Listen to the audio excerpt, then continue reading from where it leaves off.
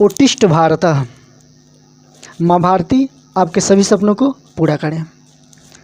प्यारे बच्चों, कल जहाँ तक हम लोग किए थे उसके आगे आज पहला टॉपिक करते हैं, बहुपद के शून्य क्या ज्यामितीय अर्थ क्या होता है, यानी ज्योमेट्रिकल मीनिंग की बात करें हम लोग।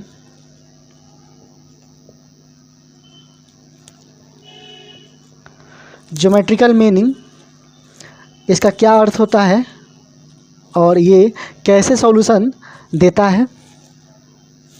तो इसके लिए सबसे पहले हम लोग समझते हैं कि कोऑर्डिनेट एक्सिस क्या होता है।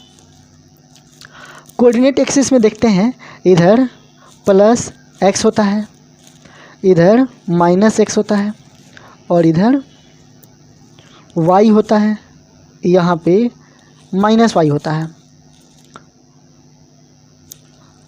इधर जितना भी डिवीज़न होगा एक्स का पॉजिटिव होगा, जैसे 1 2 3 4 5 6।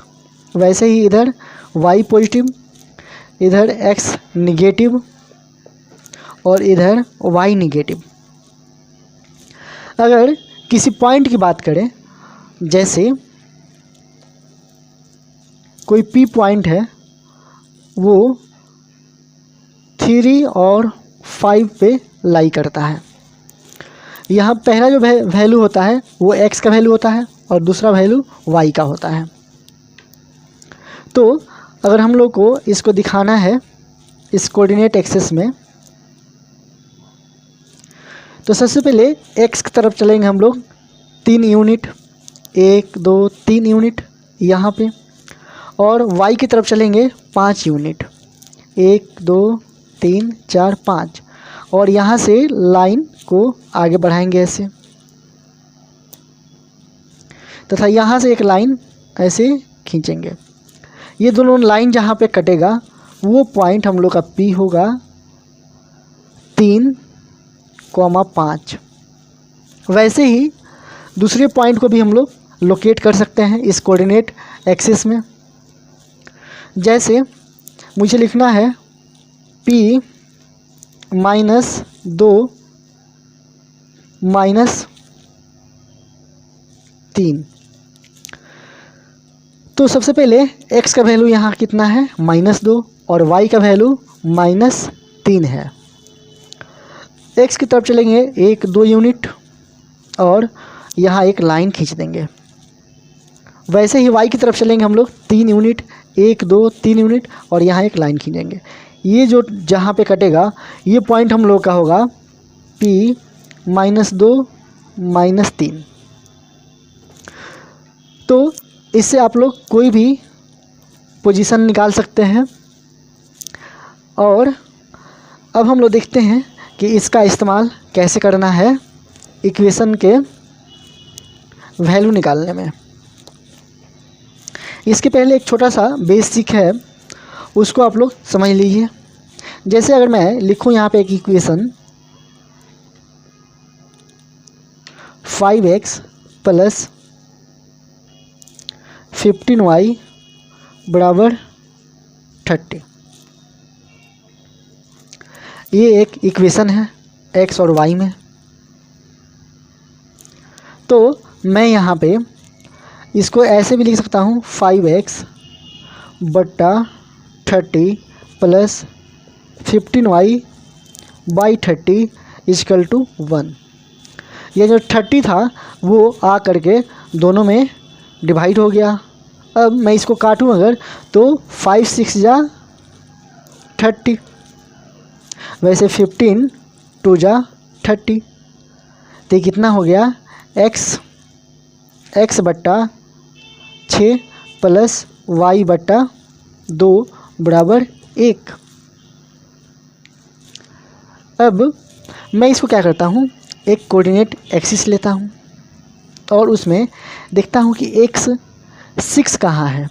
1 2 3 4 5 6, तो ये x = 6 है। y 2 कहाँ है, 1 2, y = 2, ये हुआ। अब मैं एक ऐसा लाइन खींचूँगा जो इन दोनों से गुजरे। तो अगर मैं ऐसा कोई लाइन खींचूँगा ऐसे, तो ये लाइन x बट्टा 6 प्लस y बट्टा 2 होगा 1 के बराबर। और इसी लाइन को मैं लिख सकता हूँ क्या, 5x प्लस 15y बराबर 30। अगर ये इक्वेशन निगेटिव में रहे, इसका कोफिशिएंट निगेटिव में रहे, तो हम लोग उसको भी देख सकते हैं। जैसे एक छोटा सा एग्जांपल लेते हैं हम लोग और उसको करते हैं। मैंने एक इक्वेशन लिया 3x minus 12y equal to 24।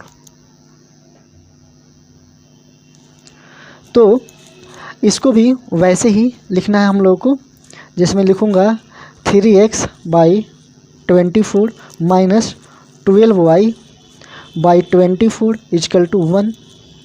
अब जब मैं इसको कैंसिल करूँगा तो ये आएगा 3 8 जा 12 2 जा, यानी x by 8 plus y by 2 equal to 1। अब यहाँ से यहाँ पे माइनस आएगा। अब यहाँ से हम लोग एक कोऑर्डिनेट एक्सिस खींचते हैं। आप लोग ध्यान दीजिएगा कि इसका कोफिशिएंट या जब हम लोग कोई पोजीशन लिखते हैं p x y, तो इसमें हम लोग देख लेते हैं कि इसका साइन क्या है और साइन किस कोऑर्डिनेट एक्सिस में लाई करता है, यानी क्वाड्रेंट कौन सा है। हम लोग जानते हैं कि इसमें फर्स्ट क्वाड्रेंट होता है, सेकेंड क्वाड्रेंट, थर्ड और फोर्थ क्वाड्रेंट होता है। तो फर्स्ट में जो एक्स वाई होते हैं पॉजिटिव होते हैं, सेकेंड में इसमें एक्स और वाई पॉजिटिव होते हैं, सेकेंड में एक्स निगेटिव होता है और वाई पॉजिटिव होता है, एक्स निगेटिव होता है और वाई पॉजिटिव होता है। वहीं तीसरे क्वाड्रेंट की बात करें हम लोग, तो इसमें एक्स और वाई दोनों निगेटिव होते हैं, और चौथे क्वाड्रेंट में एक्स पॉजिटिव होता है और वाई निगेटिव होता है। तो इसको पहले हम लोग जानते हैं, पहले से ही जानते हैं। तो यहाँ जो x और y का वैल्यू है उसको देखते हुए हम लोग क्वाड्रेंट डिसाइड कर लेंगे। जैसे यहाँ पे हमको y निगेटिव चाहिए, तो y निगेटिव कहाँ होता है, x एक्सिस के डाउन में। तो हम लोग को ऐसा कुछ चाहिए, ऐसा। अब इसमें x को पॉजिटिव रखना है, तो x को पॉजिटिव इधर रखेंगे, 1 2 3 4 5 6 7, आगे बढ़ाएंगे 8, तो ये आ गया x बराबर 8। y कितना चाहिए, -2, तो y की तरफ जाएंगे 1 2 -2। अब इन दोनों को ऐसे लाइन खींचेंगे तो ये आएगा 3x minus 12y equal to 24 का इक्वेशन। यहाँ से सिर्फ हम लोग सिर्फ ये देख सकते हैं कि कोई लाइन कहाँ से जा रहा है, कैसे पास हो रहा है, और इसका बेस क्या है, इसका बेसिक क्या है, उन सब बातों को सीखते हैं। तो अभी हम लोग देखे हैं लीनियर इक्वेशन के बारे में। लीनियर इक्वेशन जो होता है उसमें एक ही वेरिएबल की बात करते हैं हम लोग। तो पहले एक वेरिएबल की बात करें, मैंने लिखा 5x माइनस 3, ऐसा कोई एक्सप्रेशन दिया है। अब मैं इसका नाम दे देता हूँ p ऑफ x, या मैं इसी को बोल देता हूँ y बराबर 5x माइनस 3। तो ऐसा हो गया। अब इसके लिए हम लोग एक टेबल बनाएंगे। टेबल में x और y का मान हम लोगों को निकालना है। इस इक्वेशन में अगर मैं x बराबर 0 रखूं तो ये कितना हो जाएगा, 5 गुणे 0 -3, 0 -3 यानी -3, तो यहाँ पे आएगा -3। जब मैं x बराबर 1 रखूं तो 5 एकम 5 और -3, 5 गुणे 1 -3 y का वैल्यू, तो कितना आएगा 2, तो यहाँ पे आ गया 2। वैसे ही अगर मैं x का वैल्यू 2 रखूँ तो 5 2 जा 10, 5 गुणे 2 -3, 10 -3 यानी आएगा 7, y बराबर, तो यहाँ पे आया 7। वैसे हम लोग निगेटिव वैल्यू भी ले सकते हैं। निगेटिव वैल्यू मैंने लिया -2, तो -2 × 5 -3 -10 -3 -13, तो -2 पे ये -13 आया। अब इसके लिए हम लोगों को देखना है कि इसका लाइन जो होगा कैसा होगा, तो हम लोग कोऑर्डिनेट एक्सिस खींचते हैं पहले, और इसमें देखते हैं कि x जब 0 था, x 0 कहाँ होता है, y लाइन पे, y लाइन पे x 0 होता है, और x लाइन पे y 0 होता है। तो y लाइन पे कहीं भी x हो सकता है, लेकिन कहाँ होगा ये डिसाइड करना हम लोग को। तो कहाँ होगा वो -3 पे, तो 1 2 3 -3, तो पहला पॉइंट निकला क्या, ये। दूसरा है जब x का वैल्यू 1 है, तो 1 कहाँ है, x यहाँ पे, और वहाँ पे y का वैल्यू जो है वो 2 है, तो यहाँ पे क्या है, 2 है, 1 2, तो 1 2 कहाँ पे है, यहाँ पे। दूसरा पॉइंट अगर देखते हैं हम लोग, तो x का वैल्यू 2 रखे हैं यानी 2, और y का वैल्यू आया है 7, तो y 7, ये 2 है, 3 4 5 6 7, तो 7 ये कहाँ आएगा, यहाँ कहीं आएगा। अब इन तीनों लाइन को हम मिलाएंगे तो ऐसा कुछ लाइन बनेगा, और यही लाइन 5x - 3 का इक्वेशन हो सकता है। अभी हम लोग एक फॉर्म देखे थे, वहाँ से अगर इसको बनाते हैं तो यही आंसर आएगा। चलिए उस तरीक़ा से बनाते हैं। तो हम लोग के पास इक्वेशन है 5x - 3 बराबर y। मैं इसको लिख सकता हूँ 5x - y = 3। अब जब मैं 3 से डिवीज़न करूँगा ला करके, तो ये हो जाएगा x बटा 3/5 माइनस y/3 = 1। अब जब मैं x का जो डिविडेंड है उसमें 3/5 यानी 0.6 करूँगा, तो ये होगा x बटा 0.6 माइनस y/3 = 1। x का जो वैल्यू है कहाँ है, 0.6 है, यानी यहाँ देख रहे हैं आप कि 1 से पहले कहीं भी 0.6 हो सकता है, हाफ के आसपास। तो यहाँ पे 0.6 x का वैल्यू, और y का वैल्यू क्या है, 3, तो y का वैल्यू यहाँ 3। तो यहाँ से जो लाइन पास कर रहा है, यहाँ से वही लाइन क्या है हम लोगों का, ये 5x - 3। चलिए ये जो जितने सारे पॉइंट आते हैं, ये पॉइंट तो इसको सेट बोल सकते हैं हम लोग कि एक ये सेट है, और इसको हम लोग रूट के नाम से भी जानते हैं। अगर इन वैल्यू को इसमें रखेंगे तो ये वैल्यू इसको सेटिस्फाई करेगा। अगला जो हम लोग देख रहे हैं उसमें है द्विघातीय बहुपद के शून्य का ज्यामितीय अर्थ क्या होता है। तो अभी हम लोग इसमें देखे हैं कि जब भी बात करेंगे लीनियर इक्वेशन, यानी पावर जब 1 हो, पोलिनोमियल का पावर 1 हो, तो उसके लिए अभी देखें लीनियर इक्वेशन पास करता है, ऐसे हो सकता है, ऐसे कहीं से भी पास कर सकता है। वो डिपेंड करता है कि हम लोग का आलेख कैसा तैयार हुआ है, हम लोग का टेबल कैसा तैयार हुआ है, या एक तरीका हम लोग सीखे थे, उस तरीका से आसानी से हम लोग निकाल सकते हैं कि वो लाइन कहाँ से पास हो रहा है। अब इसमें देखे थे हम लोग कि ये लाइन को कहाँ कट कर रहा है, तो एक्स एक्सिस पे एक बार कटता है और वाई एक्सिस पे एक बार। एक ऐसा लाइन है जो एक्स एक्सिस को एक बार काटता है और वाई एक्सिस को एक बार। इसका अर्थ ये है कि इसका सॉल्यूशन कितना है, 1 है। अगर द्विघातीय समीकरण की बात करें, क्वाड्रेटिक इक्वेशन की बात करें,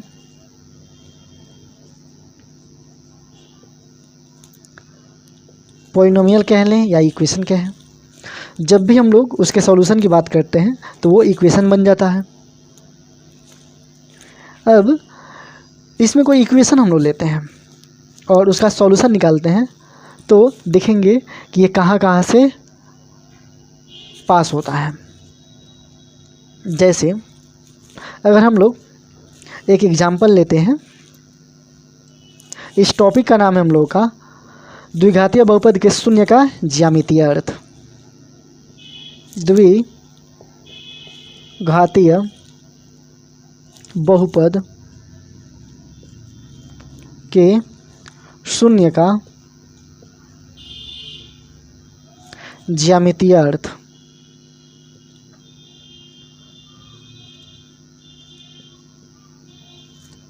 इसमें हम लोग देखेंगे कि एक कोई इक्वेशन लिया मैंने, p of x is equal to X square minus 4x plus 3, और इस इक्वेशन को इंटरप्रेट करना हम लोगों को कि कैसे कैसे इसके टेबल बनते हैं, फिर इसके सॉल्यूशन की बात करेंगे हम लोग।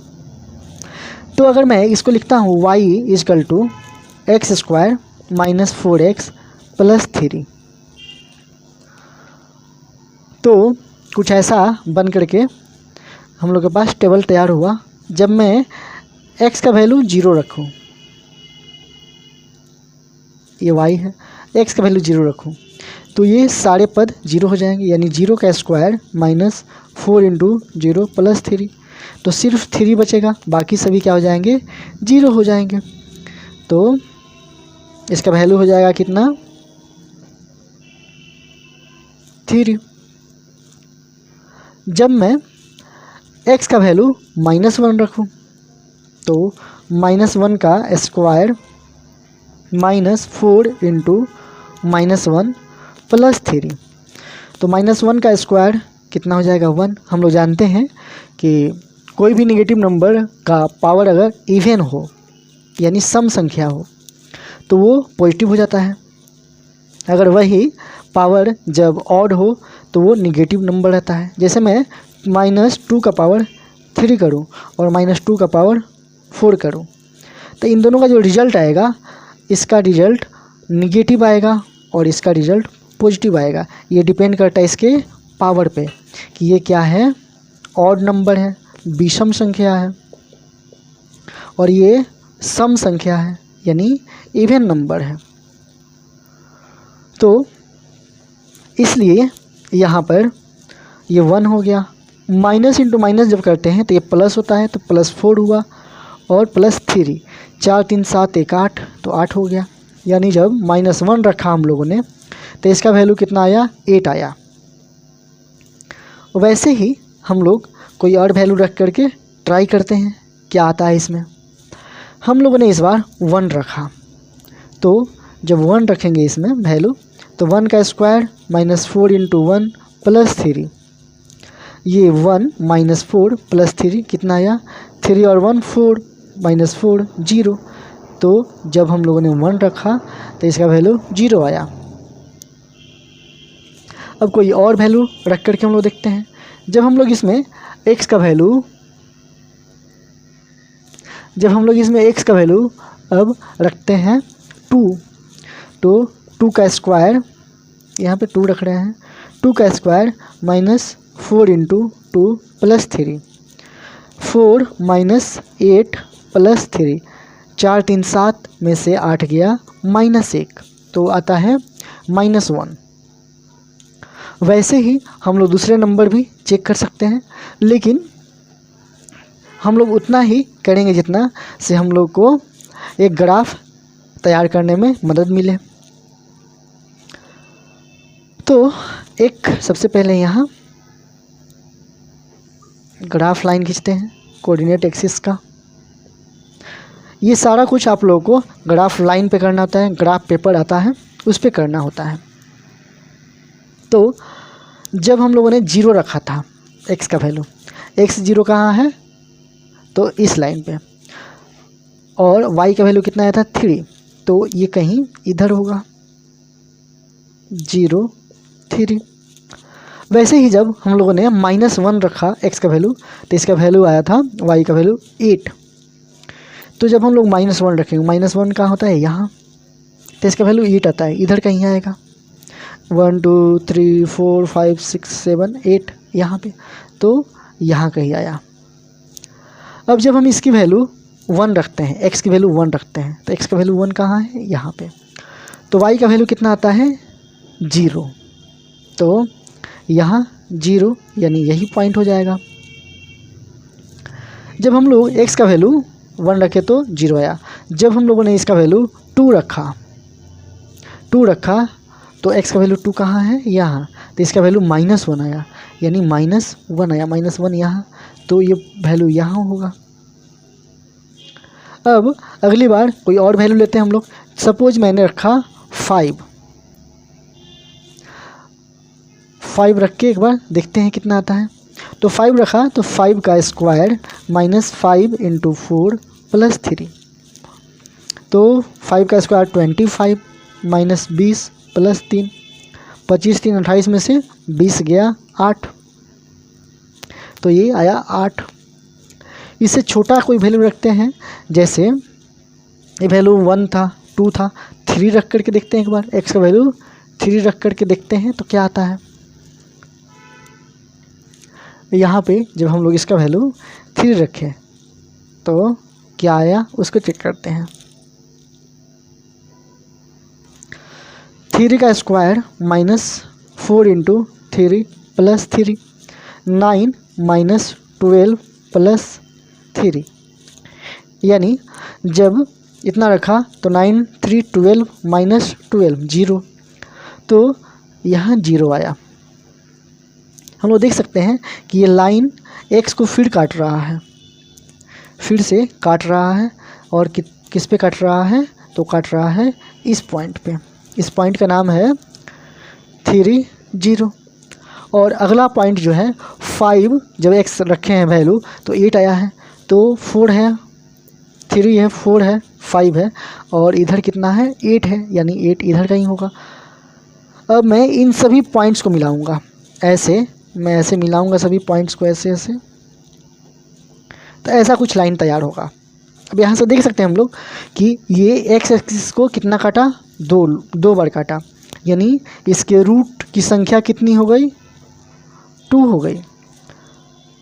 तो इसके रूट्स जो होते हैं 2 होते हैं। अब इसको सिंपली हम लोग कैसे आसानी से समझ सकते हैं, वो समझ करके आज का क्लास वहीं ख़त्म करेंगे। तो चलिए हम लोग एक बार इसको सबसे आसान तरीका जो है उसको समझ लेते हैं। ये क्लास ऐसा रहेगा आपका जिससे कि आपको कोई डाउट नहीं हो, आप बेसिक भी सीखिए और अच्छे जो कंसेप्ट है उन सबको भी सीखिए। जैसे मैं यहाँ लिखा हूँ इक्वेशन को, x² - 4x + 3, इसको बना दिया इक्वेशन, तो 0 के बराबर कर दिया। अब इसका रूट निकालना है। रूट निकालने के लिए मैंने क्या किया कि मिडिल टर्म को स्प्लिट करते हैं। मिडिल टर्म को स्प्लिट करने के लिए क्या करना होता है कि फर्स्ट और इसके कोफिशिएंट को मल्टीप्लाई करना होता है, यानी x का कोफिशिएंट कितना है 1, और यहाँ पे कांस्टेंट टर्म है 3, दोनों को मल्टीप्लाई करेंगे 3 आएगा। उस 3 का फैक्टराइजेशन करेंगे हम लोग, तो सिर्फ और सिर्फ 3 से काट सकते हैं, 3 1 जा 3, तो इसके फैक्टर 1 और 3 हो सकते हैं। अब दोनों को मल्टीप्लाई करने पे कितना आएगा 1 × 3 3 आएगा, और दोनों को जोड़ने पे कितना आएगा 4 आएगा, तो 4 देखिए, तो यहाँ पे 4 आ रहा है और मल्टीप्लाई करने पे 3 आ रहा है। अब क्या करेंगे हम लोग, इसको लिखेंगे x² - 3x - x + 4 = 0। यहाँ देखिए -3x और -x को जोड़ेंगे तो कितना आ जाएगा 4x आ जाएगा। और इसी 4 को 2 टर्म में लिखना, मिडिल टर्म स्प्लिशन कहलाता है। स्प्लिट कर दिए हम लोग, इसको तोड़ दिए। अब यहाँ इन दोनों में जो कॉमन है वो कॉमन है x जब कॉमन निकाला तो यहाँ बचा x माइनस 3। यहाँ जब मैंने कॉमन निकाला, सॉरी यहाँ पे 3 है, मैंने गलती से 4 लिख दिया, 3 है। और यहाँ जब मैंने -1 कॉमन निकाला तो x माइनस 3। इसका चेक करने का तरीका है कि अगर यहाँ पे दोनों सेम आए तो हम लोग सही किए हैं। यहाँ पे दोनों सेम आ रहा है मतलब हम लोग सही किए हैं। अब दोनों सेम आया है तो इसमें से कोई एक कॉमन निकाल लेंगे, यानी x माइनस 3 को एक बार कॉमन निकाला तो यहाँ बच गया x और यहाँ बच गया -1। तो यहाँ पे x माइनस 3 और x माइनस 1 आया। फैक्टराइज करने पे इसको डायरेक्ट लिखते हैं हम लोग, x minus 3 into x minus 1। अब जब इसको 0 के इक्वेट करेंगे हम लोग तो एक बार x माइनस 3 को 0 के बराबर किया तो x बराबर कितना आया 3। दूसरी बार x माइनस 1 को 0 के बराबर किया तो x बराबर 1 आया। ये 2 रूट निकल कर आए, यानी ये x एक्सिस को 1 और 3 पे काट रहा होगा। तो अब हम लोग क्या करेंगे, एक कोऑर्डिनेट एक्सिस बनाएंगे और 1 तथा 3 पे, तो 1 2 3 1 तथा 3 पे एक कर्व पास करेगा। वो कर्व पास करेगा लेकिन ये नहीं पता है कि वो कर्व ऐसे है या ऐसे है, नहीं पता हम लोग को। तो इस बात का कॉन्फर्मेशन कैसे होगा कि वो कर्व अपवार्ड है या डाउनवार्ड है। यहाँ पे हम लोग जो है x का कोफिशिएंट देखते हैं, x स्क्वायर का कोफिशिएंट देखते हैं। अगर वो पॉजिटिव है तो ये अपवार्ड होगा। देखिए आंसर आ गया, ये ऐसा कुछ ग्राफ बन के तैयार हुआ। तो चलिए आज का क्लास हम लोग यहीं रोकते हैं, अगले क्लास में हम लोग नई बातें सीखेंगे।